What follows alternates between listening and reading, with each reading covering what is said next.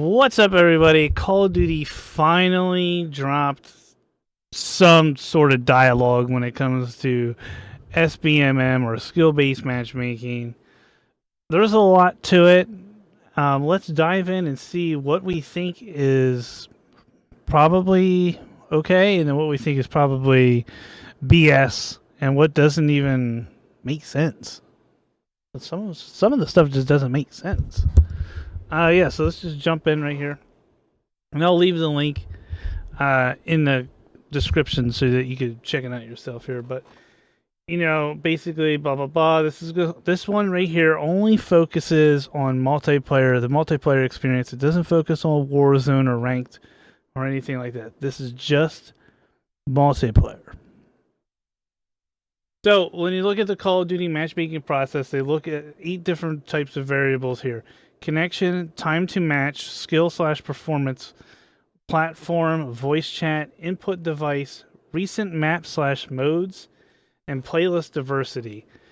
Now, I don't know how all that comes into play, but I could tell you right now, if you're trying to slim down something and compare them and try to match things up, the more you have, the kind of worse it's going to get.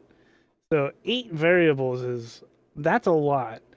And I think maybe only half of these should be set in stone, where they like skill and performance obviously should be set in stone. Where if it's going to be skill-based matchmaking, that obviously should be set to where it dials that in. But some of these other ones should be filterable, like input device.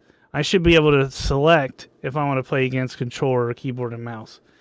Platform, I should be able to select if I want to play against console or PC and stuff like that. So I don't think all those. In my personal opinion, I think all of that coming into play is probably what's part of the problem. And we'll get back down and you'll understand soon enough why some of this doesn't even make sense. So connection as a community will test. Ping is king. Okay, so I usually vary on my pings, but it's pretty much steady throughout the time. Every now and then I will get an outrageous ping. The time to match, which is this factor is the second most critical to the matchmaking process. We all want to spend time playing the game rather than waiting for matches to start. The following factors are also critical to the matchmaking process: player diversity, the number of playlists or playlist diversity, the number of playlists available for players to choose from. Weird, because when you already hit start game, you're already in the playlist. So I'm not sure why that even is a variable, because you've already eliminated that. Recent maps and modes.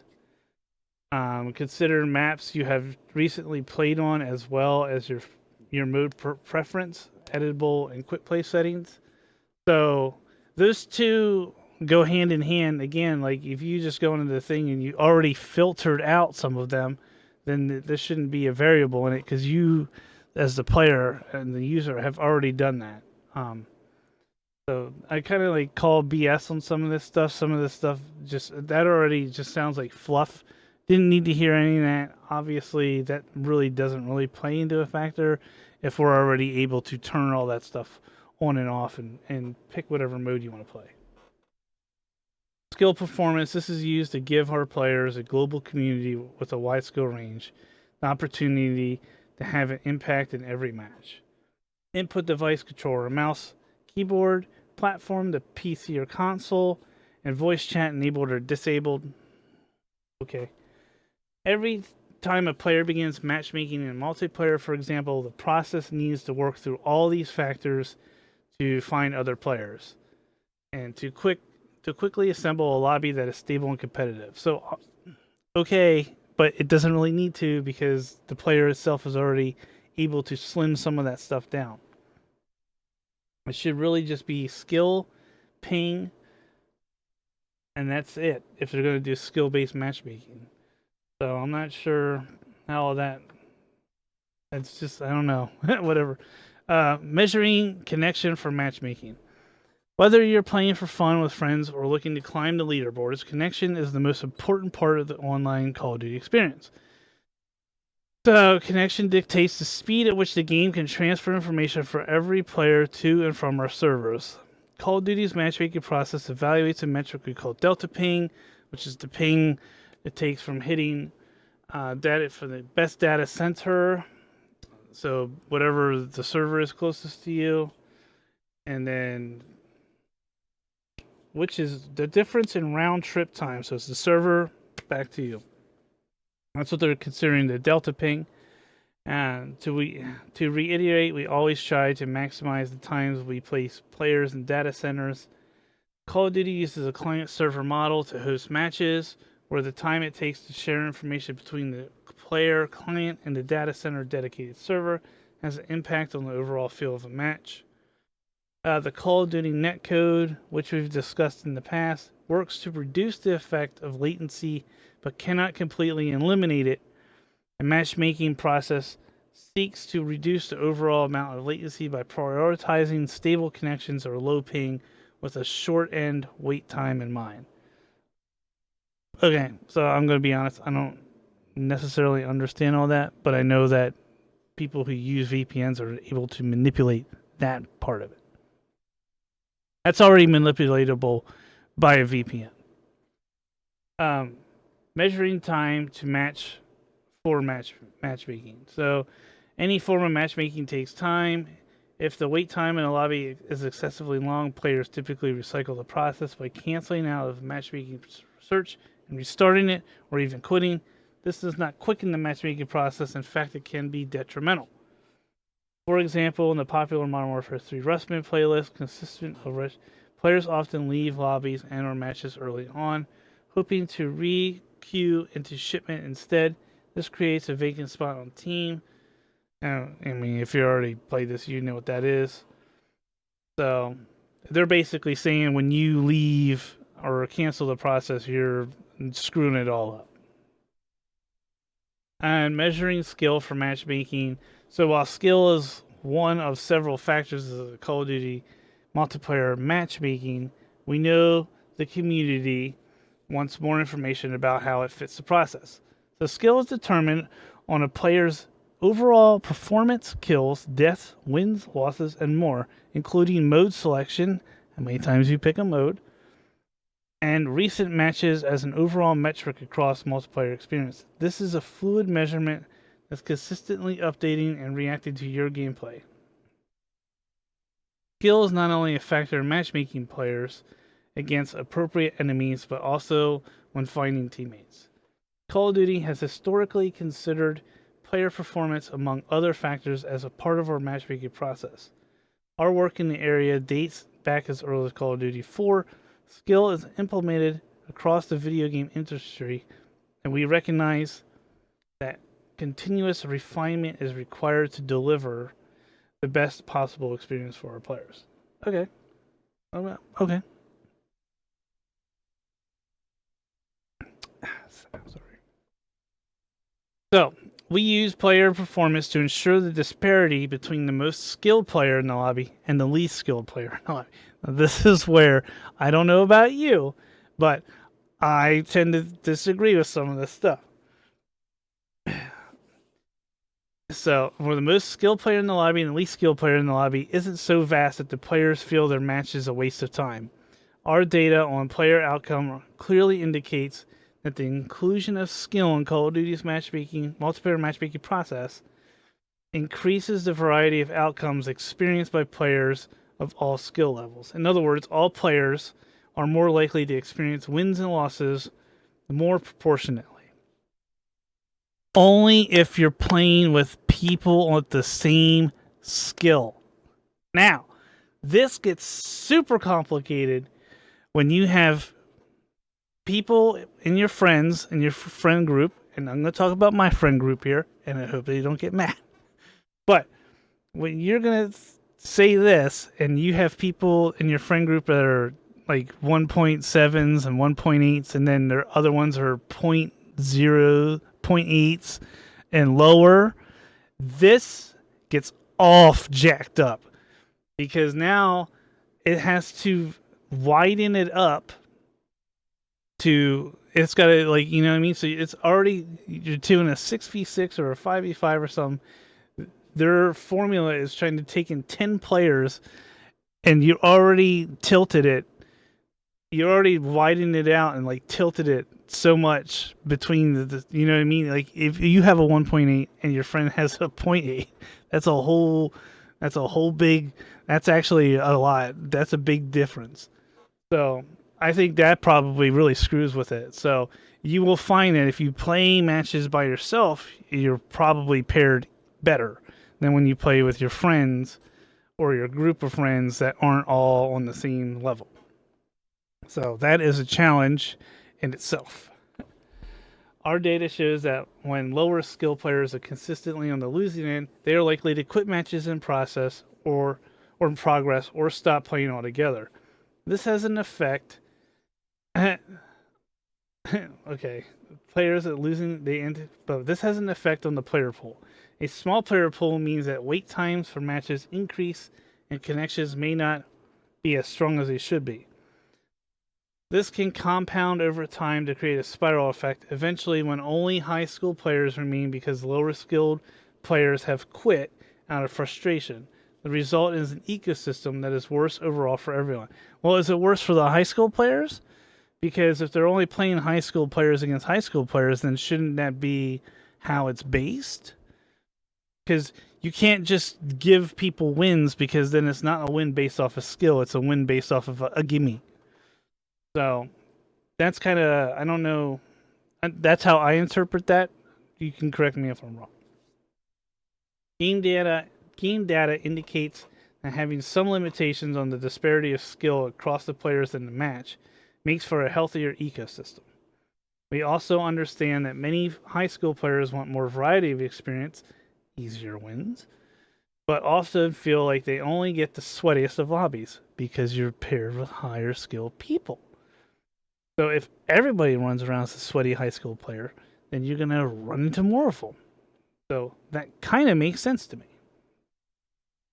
We have heard this feedback clearly and will continue to test and actively explore ways to mitigate this concern. I think the only way to actually get around that is that is how the high skill lobbies are going to be. So if you're running like a 3.0 or whatever and you're playing against other 3.0 people, you're not the only person playing that sweaty. So, future communications. So that's just basically saying, they're going to talk about War and stuff later. So I can't wait to hear what variables go into that, because that's a free-to-play game, and I bet you the player base is huge and more variety and craziness. So this is where we get into, like, is it fact or is this bull crap? So does Call of Duty consider player engagement, time played, as a factor in matchmaking? We do not consider how often or how much you play when determining matchmaking. So I've heard about that before, and I don't think that's actually true, because I knew people who played longer than me and they don't fare as well as I do. So that's not very true. Does the Call of Duty matchmaking process impact any in-game elements such as hit registration, player visibility, aim assistance, damage, etc.? So, I mean, I don't know. I haven't seen it around for a while, but they say, like the fog in Vondel, if it's really foggy, then you have a really low skill-based matchmaking lobby. So the noobs can kill you easier, or the skill-based hit registration. That was I think that was Warzone 2 talk. I haven't heard much of it lately, but that's where all that is. No, our matchmaking process does not impact gameplay elements. Okay, I mean, as it shouldn't. So I kind of believe that. I've been in really foggy Vondel things and gotten dumped on. So I don't know. I don't believe that one at all. I mean, I believe what they're saying, that it doesn't impact it. Does spending money on Call of Duty content such as bundles, Battle Pass, or Black Cell change how players are matched? Money spent does not in any way, shape, or form factor into matchmaking. Okay. I'm just going to say, okay. Does Call of Duty use bots in multiplayer matchmaking? Call of Duty multiplayer does not use bots as part of the general matchmaking process. and this changes in the future, we will inform the community. So there's obviously bots available because they were able to manipulate it early on in launch, and people were able to have that. But they were also like kind of hacked, and you had to actually pay the person to get them. So I haven't seen some of that. So I think Call of Duty was able to shut all that crap down. But there is a way for them to implement bots, as there is with most any multiplayer game now. Do partners or content creators get special consideration in general matchmaking? The whitelist. Everyone's heard of the whitelist. No, we do not change the we do not change the matchmaking process based on who owns the account. In specific cases, such as the events like Call of Duty Next, we may be required to customize how lobbies are formed. However, these events usually take place in private matches and do not impact general matchmaking. Okay. I still think there's probably a whitelist, but whatever. Have you considered an opt-in, opt-out system for matchmaking algorithm? Our data suggests that splitting the player base with an opt-in, opt-out matchmaking system will have negative consequences on the overall player pool. That means potentially longer wait times based on the types of matchmaking selected, plus add into the playlist, map and mode history, platform or more, and matches with poor connections. So I think they could probably actually do this if they eliminated half of those things above where they're considering variables. Have you ever tested removing skill as consideration for matchmaking? I think they should probably play around with this within the public eye. We have run tests over the years to determine if removing skill as a consideration for matchmaking made sense. We will continue to launch these tests periodically. To date, the data remains consistent with what we detailed above. Players tend to quit matches or stop playing if they're getting blown out, resulting in a negative overall experience for all players in the lobby and the general player population. We purposely do not disclose when these tests occur because it may impact feedback or the data we see during these tests. Okay, so they probably have been. They obviously are stating that they have been doing this. I am cool. All right. So as long as they're actively doing stuff, I'm satisfied. Have you considered removing skill from matchmaking in specific general multiplayer game modes? We have considered this in the past, and we will continue to examine if this idea makes sense as part of the experimental playlist or in specific modes. So I actually believe that they've done this before, because if you play the experimental modes or the LTMs, you don't run into the same core crowd you would run into in the other ones. So, especially with Warzone. So, like I said, this is just for multiplayer. Warzone and Ranked are supposed to come out sometime soon, and maybe with the new shakeup in the corporation or whatever in the company, and with the new people in charge, they'll try to get more communication. But communication is key.